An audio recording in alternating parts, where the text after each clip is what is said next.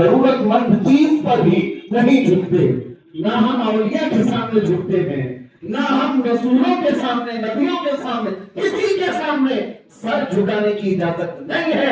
सजदा करना है तो सिर्फ और सिर्फ अल्लाह रब्बुल इज्जत। ये हमारी शरीयत है कि नहीं है?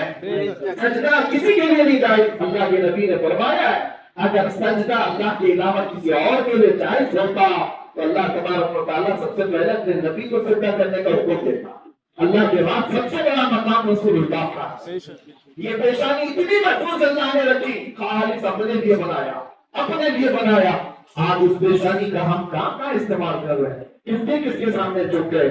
इसीलिए मेरे अजीजों, अगर तुम दुनिया के सामने झुकते रहोगे, जलील होती रहोगे, जलील होती रहोगे, और एक जगह नहीं 1000 जगह झुकना पड़ेगा, 1000 जगह। और इकबाल इसी को कहता है, वो एक सजदा जिसे तू गिरा समझता है, वो एक सजदा जिसे तू भारी समझता है, अरे 1000 सजदों से देता है आदमी को नजा।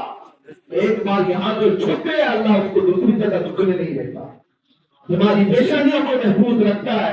अल्हम्दुलिल्लाह हमने प्रैक्टिकल देखा भी है ये सारी चीजें कि अल्लाह उसके रसूल के लिए जो मजबूती से खड़ा होता है, अल्लाह हालात उसके लिए वैसे ही मुनासिब करवा देता है।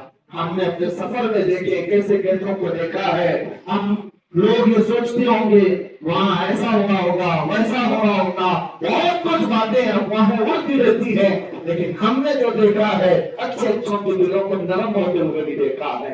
हम खड़े हैं तो कुछ लोगों को तामीम करते हुए भी देखा है। 9 घंटे का सफर किया और वो भी सारे लोग बंदूक ताने हुए, हथकड़ियां बांधे हुए, सारे ऐसे ही सफर किए। लेकिन अल्लाह रब्बुल इज्जत को गवाह बनाकर आपके सामने करता हूँ, जब नमाज का वक्त आता, मगरिब हो जाए, इशा हो जाए, उस भरी गर्मी में भी अगर मैं कहता मुझे नमाज पढ़ना है, सारे रोक लेते और हमारी नमाज भी पढ़ा देते। कोई नहीं था, कोई नहीं था। वो कम ताने हुए लोग भी हमें हमारी चादर पर नमाज पढ़ने की इजाजत देते थे और नमाज पढ़ लेते थे। कई मरतबा गाड़ी को रुकाया गया, वहां नमाज अदा हुई। मैं ये अपनी तारीफ में नहीं कह रहा, इस बात के लिए कह रहा हूँ कि रब के सामने जो झुकता है, अल्लाह दूसरों के सामने झुकने से बचा देता है। फरमाता है तुम बहाने करते रहोगे, 1000 बहाने आते रहेंगे। एक बार अल्लाह की बारगाह में अपने आप को सुपुर्द करके तो देखो, अगर दुनिया एक दरवाजा बंद कर दिया, मौला 70 दरवाजे खोल देता है। सुनने से ज्यादा अमल की तौफीक अता फरमाए। वैसे ये जलसा नहीं था, ये जुमा है, लेकिन बहरहाल आपका देश जुमा को भी जलसा बना ही देता है। बहरहाल अल्लाह तबारक व तआला मीरज की सुन्नियत को हमेशा शाद व आबाद के गुलामों को अल्लाह ताला खुशहाल रखे। की सुन्नियत और यहाँ के अकीदे अहले सुन्नत को अल्लाह महफूज रखे।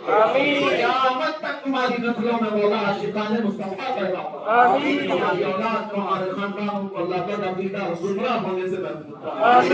आखिर दावाना अनिल हम्दुलिल्लाहि रब्बिल आलमीन। लब्बैक या रसूल अल्लाह।